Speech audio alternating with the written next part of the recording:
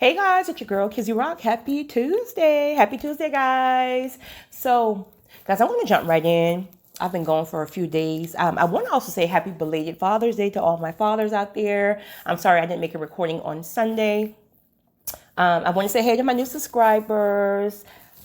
Also to my seasoned subscribers. You guys already know how much I appreciate you guys. So guys, I'm going to jump right in.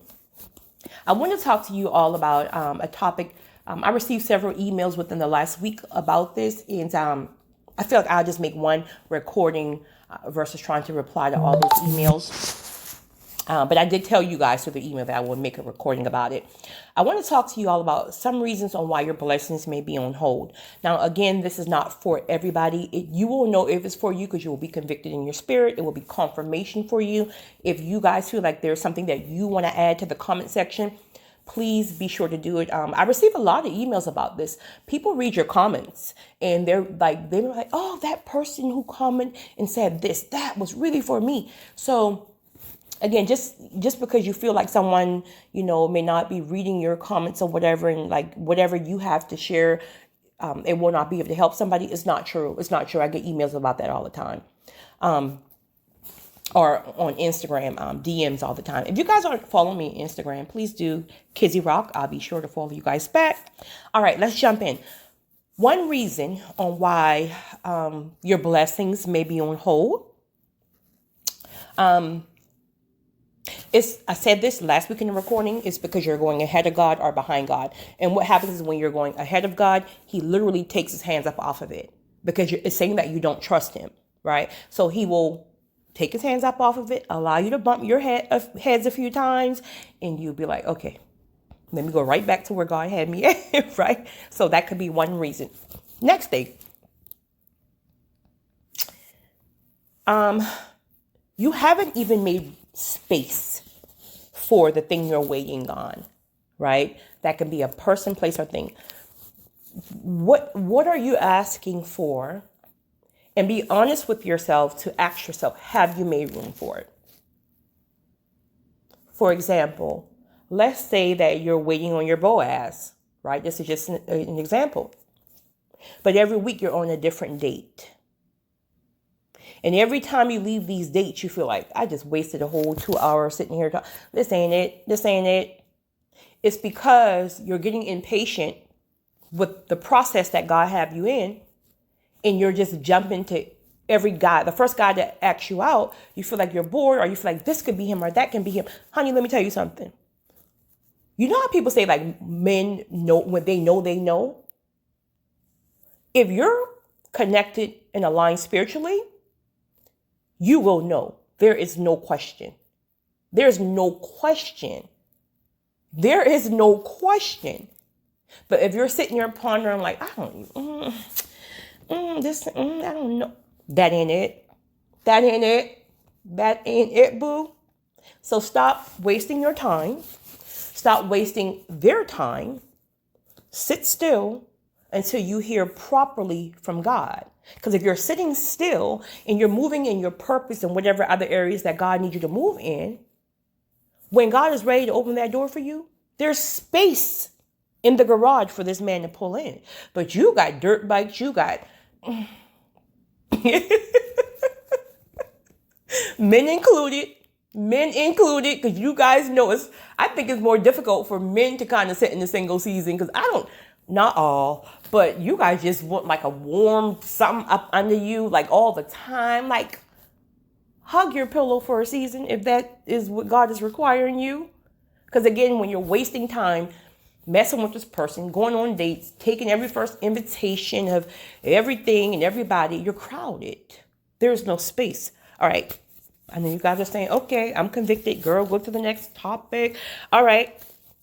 Jealousy, envy, and unforgiveness is keeping you from your blessing. If you're that person that all your friends are getting married, your friends are starting businesses, your homeboys their businesses thriving. In fact, they're about to start the second one and you just lost your job, right? Rather than you really support and encourage this person and be, that support system, you find yourself a little jealous. And sometimes, listen, when you're in a down season, like when God have snatched you and you're like in that dry drought season, Satan is so petty. He will put all that stuff in your face. He will show you everybody. He will show you that cousin who got married at 21 and here you're 30. He will show you that. Listen, just know that Satan is petty, but in that season, use that as motivation to know that yours is on the way. Because that same person that you're looking at, oh, they had a season of drought. You may have not known about it, but they had a season of drought. Seasons rotate, literally. So yours is coming, but whatever you do, make sure your heart is not, looking at that person side eye because you may be a little, jealous or envious or, even unforgiveness again. Unforgiveness will definitely hold your blessings up. This is why you got to forgive your ex. This is why you got to forgive your ex. Again, forgiveness is not about the fact that the person got one up on you. It's about making sure that you're cleansed of all that toxic negative energy. So when God brings what's for you, it's pure. But if you're still sitting here battling back and forth about he did this, she did this, that's mess. And God ain't got time for that. God is not going to bless a mess, honey. So make sure you're purifying yourself, forgiving anybody, or start the process, I should say, because forgiveness is a process for a lot of people. Don't let anybody tell you where you should be in your process. Just start that process of forgiveness. What is something else I jot down here? You haven't even mastered where you currently are, right? So let's just say you want a promotion and I've been here 15 years. I feel like I should be a manager by now, but you're still not even doing the things that you should be doing at that staff level or the level under whatever your job title and stuff is, but you're not even mastering that, right? I don't believe in perfection, but if a spirit of excellence, God will require a lot of times before he promotes you with anything. So you can think that nobody's seeing you take the shortcuts. God sees you. So that's why you're sitting there and you're not getting that. And it's so annoying when you feel like you know more than the person who's over you, right? Like, because you've been there longer. So you probably know the job better than the manager who just came in. But it's not about that. It's about God watching you to make sure that if he puts you over this person or give you this person position or whatever, that you're still going to maintain a spirit of excellence and you're not taking shortcuts. And really, it's for you because you don't want to get too high and take shortcuts, because the higher you are, trust me, the longer that fall will be. So go ahead and perfect that area now. That way you got everything and you're disciplined enough that when he gives you that promotion, you will do the right thing at that point. Another reason why you could be blocking your blessings, certain types of sins. You know what that sin is for you. What is it for you? Is it pornography?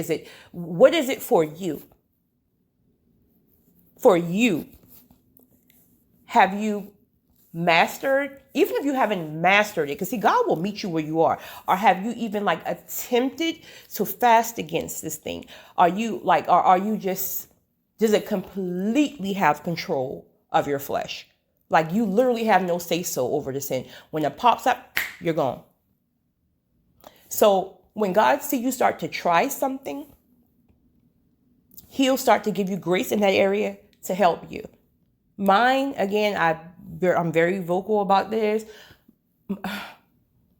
Patience. Your girl still struggle, but because I intentionally try every day, God gives me grace in the area. So it makes it a little bit easier. Still not easy, but it makes it easier. So when God sees you trying in a certain area, he'll give you the grace, but you gotta help yourself. You gotta fast against that thing. Sometimes I always tell people fasting is not only food. Like, let's say you have an addiction with, what can I think about something? I said porn earlier, so let's go with porn. You have an addiction to porn. Believe it or not, guys, that's more common than a lot of people think.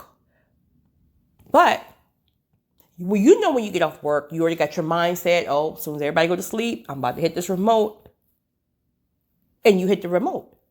Let's just say instead you get home like, okay, I know that's a weak area for me. So when I get home, I'm not even watching TV today. Let me fast against TV for 3 days. I'm just going to stay on YouTube, watch no porn. I'm going to stay on YouTube and watch positive videos, things that uplift me, because you are attempting to help yourself. God will give you that grace. And before you know it, instead of 3 days, you're at 4 days, and so on. All right, not for porn. Next thing, you give up too easy. You give up too easy. You know, you fall down and you stay down. Listen, if it was easy, everybody would do it. Think about that thing you're waiting on. Think about that blessing that you want, that whatever it is for you. If it was easy, everybody in the world would already be doing it, right? So as the chosen one, my friends, we don't get easy. Life itself is not easy, but we got double trouble. If you're somebody who gives up too easy, it's not working. So I'm going to try something else. Now you got 50 different doors open, and all of these stuff is not getting your full attention because this is getting 10%, this is getting 15%, this is getting 5%. You give up too easy. You cry to be married. In 6 months in, you want to hit him with his own shoe, or you want to, because it's so hard. And no one ever said that marriage is supposed to be this hard. I'm gone. Let me file these divorce papers. I'm gone, right? So you give up too easy. So I think it's important to know that whatever you're waiting on, whatever you're asking God for, you're going to have to fight for it. You're going to have to fight for it, and you're going to have to fight to sustain it. And then over time, things get easier because Satan realized that you're not going to give up. So he moves out your way because he realized, I'll go into the next person because this person here just won't even, right? All right. So stop giving up so easy, my friends. You got this. You are equipped. You are anointed. All right. Next thing. You got to stop speaking out loud. This can be confusing because there will be certain times where God will require you to speak certain things out loud, right? But this can also be in a different part of the process. This is why you have to stay spiritually connected so you can receive your downloads properly, because we all get different downloads. So you may be required to speak something out loud, like confess it, right? But then the closer you get to the breakthrough, Satan is really pissed with you now because it's almost like, wait a minute, this blessing is too close. It's too close. So now, because he realized he can't conquer you in certain areas that he could used to conquer you on, like sin or whatever areas that he used to dominate you in, now because he realized he can't beat you any longer in these areas, now that spiritual warfare and that demonic sense is coming at you even more powerful because the breakthrough is right there. The breakthrough is so close, like you can literally open your mouth and it will fall out. But it feels like, and you guys who are spiritual connected, you feel how close it is. And you feel that there's only one thing. It's almost like it's so thin, like a sheet of paper almost, that is stopping you from reaching over and grabbing that blessing. And what it is these spiritual demonic forces. Satan don't want to give it up. He do not want to give it up because he know what it's going to bring. This right here is where you got to stop speaking in the physical realm, stop doing things in the spiritual realm, and right here you got to press through even harder in that spiritual realm. That can be fasting, right? Whatever you will know, ask God, he'll tell you. That can be fasting, that can be praying. And again, fasting is not always food, but it could be fasting, praying, it can be reading your word, it could be getting around some friends who can really, really pray for you and can help you pray this thing through. This is why, my chosen ones, if you guys are going through this, holler at me in the message section. This is why lately those battles are more intense, right? There's more heaviness. It almost feels like you're starting to go through this place of despair like almost like you want to give up because you're drained, right? Satan is draining you. So what he's doing is he's targeting messing with your family one day. You finally master that. You shut that down. You passed that test. You defeated that storm. Now he's messing with your money, right? You got that in check. 2 days later, he's now messing with your job. And it's always something. It's always something. It literally is back to back, back to back, back to back, back to back, back to back. So what he's doing is he's draining your spirit. Because where you are right now, that blessing is so close, you have to fight in the spirit. But if your spirit is draining, what happens? This is why you find yourself more tired, more distracted. Things that you know you need to be focusing on, and God has been clear that you need to focus here. This is why you find yourself so distracted. This is why you find yourself more tired and you're in bed scrolling on your phone or watching TV more than the motivation you had several months ago. This is why all your old friends are calling you back. This is why your old boyfriends and girlfriends and exes and harassing your nerve, flying kites looking for you. Satan is trying everything in his power to distract you from what God has told you, because the blessing is that close. You're human, so you may have gotten convicted and be like, oh my God, listen, I think I did that yesterday, actually. I didn't get out of my bed yesterday. Now, granted, I got a lot of stuff done over the weekend, but I got up this morning and I was like, Kezzy, what did you do yesterday? Didn't leave the bed, watching Impractical Jokers, laughing for hours, got nothing done. But that's all right, because this morning I woke up and I'm like, okay, all right. I see how you playing now, but I'm going to bust your head today. So don't be so hard on yourself. Just catch it, get up, and get back moving. But guys, I'm telling you, be very careful about what you're speaking in this physical realm. Again, I have been in a season where God has required me to speak certain things out loud, literally in the middle of a field, right? Speak it out loud. But right now, especially those of you who are like me and don't know anything about speaking in the tongue, right? Whatever comes to your mind in that spiritual realm, don't speak it. Don't speak it. You know what God is saying to you. God knows what you're returning. Just don't speak it out loud, because Satan can hear you. And trust me, he and his little friends are fighting against it. So if you're feeling convicted about speaking out loud,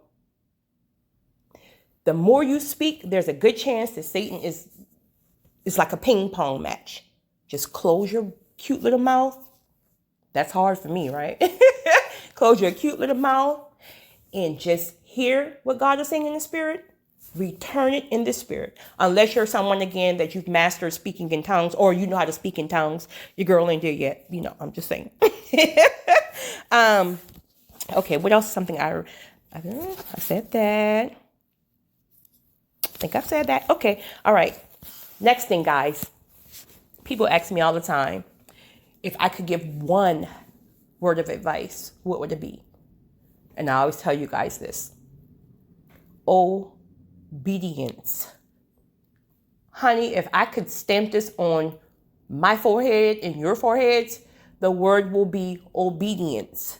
I promise you. And I thank God, I can't even lie. I don't toot my horn with a lot of stuff, but I toot my horn in my area of obedience. If God has told me to do it, and honey, I promise you, it's like 50 things per day. I do it. I don't care what it is. I don't care what it is. It could be something small. It could be blessing this person in that way. It could be going somewhere and delivering a word that I don't even feel like delivering, or I feel like I'm inserting myself in something I don't know. I don't care what it is. If he says do it, I do it. And when I tell you there's massive blessings on the other side of obedience, I'm going to give you something just this quick. There's something that was sitting on my desk for like a month, right? And I'm not really the person, again, who, get distracted. But again, we're in this distraction season right now because Satan knows what he's doing. He thinks he knows what he's doing. So I've been kind of passing this thing by all month on my desk. I would touch everything else, but kept going around this particular thing. And so for me, when God gives me a download, if I ignore it, it will become more and more frequent, more and more profound, that I keep getting that download. And then I was like, okay, wait a minute, catch it, stop playing, girl, go ahead and do your business. So on Friday and Saturday, I worked on this thing. I had plans for the weekends. I was like, no, let me shut my plans down. I worked on this thing Friday and Saturday. Boom. Sunday, massive acceleration in this area. Just because I finally was obedient to do what God has been requiring me to do. So guys, whatever it is for you, if God is requiring it, I promise you, the blessings on the other side of obedience will blow your mind. I promise you. All right. Next thing. God have been very clear to tell you to remove certain people out of your life. That can be a friend from 20 years. That can be your own blood family, some of them. That can be your boo. Whoever. You know. I don't know on your end. I don't know. You know. Who is that person that God has been clear about you removing? Now, he could have give you the download, right? Give people confirmation. Whatever. You know how you hear from God. But that person has to go. Now, again, what I've realized is this. Sometimes it's just for a season. Sometimes when you conquer a certain season, right, the person just can't be a part of it because maybe they're distracting you, right? Maybe and sometimes not even always a bad thing. They could be distracting you like you guys are just like having too much fun, right? You guys ever had a season like that? Like, I mean, you're traveling, like everything is just about play, right? Because you're having such a great time. And there's like, you got nothing done. And I mean, that's beautiful, but we do have to have a great balance in life. But you played so much and you got absolutely nothing done because it was so much fun. So sometimes this person can be distracting you and God may need to be, having you in a certain area to do a certain thing. Or that person can be distracting you because they're draining. They're draining you. They're using reverse psychology. It's a narcissist. It's just crazy. You're always arguing. You're always on edge. Your mind is all over the place. Can it be those toxic family members with generational conditioning and curses? And before you know, everything is everything is just a distraction. I just got distracted just now. Everything is just a distraction. So God has been clear with you about removing this person. I'm going to tell you something, what I do know. If God is really, really, really ready to get you in isolation season, and he's been telling you to remove people, you're going to remove them willingly or by force. You're going to pick your choice. Again, isolation season is not a bad thing. It's a beautiful thing. A lot of people do struggle in that area. I think because what happens is a lot of times when you're in isolation season, it's a season when you're forced to sit still, see all your flaws, see yourself, see the areas you need to polish and clean up, face childhood issues, face traumas, face hurt, and forget all the stuff. You're literally sitting in this season so God can completely transform you.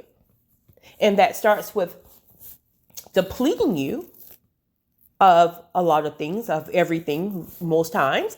And that is about moving people. This is why in that season of isolation, everything is snatched. Your jobs, your money, people, everything. You're just like this little naked person in the woods somewhere, right? And you're fighting against it because it feels so unnatural to you. So you're fighting against what God is doing. And you don't even realize, I didn't, the more you fight against it, the longer the storm will linger. Because you can fight all you want. You're going to sit there until God has his way. So at some point, you just have to say, you know what? All right, you snatched this person. Let me stop trying to go back and get these people back in my life. You snatched this job. Let me stop trying to pound these doors down and try to get this particular job back. Right? You remove this friend. Let me stop trying to overplay the scenario on how the strife happened. Leave it all alone. It's easier said than done, trust me. Leave it all alone, because everything that you try to go back and get, you're slowing up your process. And what God is doing is he's depleting you and preparing you for your next season. Your next season will blow your mind. You will realize when you get there that if you had not gone through everything in that isolation season, you would not be able to handle and sustain everything in your next season. Now, again, some of those people will come back. A lot of them won't. I'm going to be honest. A lot of them will not. Some will, but the majority will not. And you're going to have to be okay with that. But I promise you, the people that God brings on that next season will be just as great, even more great, probably. They'll support you more. They're like, listen. But you're going to have to be okay with that. Regardless of how long you've known somebody. Again, it's not like you're leaving people. You're having to leave that relationship and the memories, right? Keep the memories, but they can't go, boo. So please stop fighting when God is asking you to remove people. When he is forcing you into isolation season. I'm dealing with that now with a friend of mine who's going through isolation season. She's having the most difficult time because she's the only child. So it's like she craves that friendship and sister and just want that company and all that stuff. So she's having a very difficult time in her isolation season. But I help her as much as I could. But she wanted to call my phone 1,000 times a minute because she's lonely. Girl, bye. I'm working. Okay. Next thing. This is not for everybody, but this will be for you. You will know. But your blessings may be on hold because you are refusing to relocate. Now, for different reasons, I'll just throw a few examples out there. Like, you can be trying to start a business and you don't have the support, right? Because the same people you grew up around, they still see you as Lil Johnny on the corner, right? Lil Johnny. And so they have a hard time, even though your mindset has shifted, their mindset is not really shifting on the fact that you're no longer Lil Johnny, right? So when they come to your business, they want free this and free that because you're Lil Johnny, right? Y'all used to get pickled eggs and you know what? I love pickled eggs. I'm going to tell you now. Y'all used to get pickled eggs and, the beer under the shade tree. So they're not paying for nothing. And before you know it, you're feeling obligated to give everybody everything free. And now you're in debt in X, Y, and Z. So sometimes God will just move you in order to get you away from the old mindsets, all that stuff, because you really can't prosper there.